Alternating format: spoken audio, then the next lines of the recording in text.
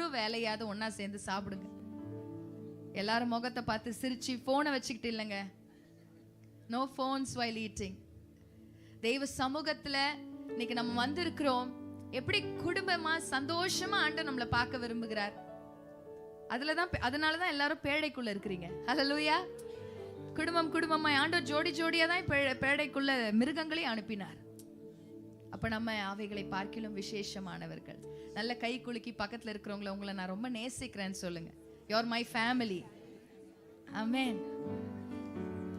நாங்க 2 பேரும் சேர்ந்து, நம்ம குடும்பமாய் சேர்ந்து அவரை நாம் ஆராதிக்க போகிறோம். அவருக்காய் ஓட போகிறோம். ஆமென்.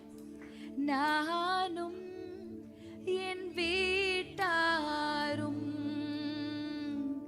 உம்மையே சேவிப்போம். உமக்காய் ஓடுவோம். உந்தன் நாமம் சொல்லுவோம். நானும் என் வீட்டாரும்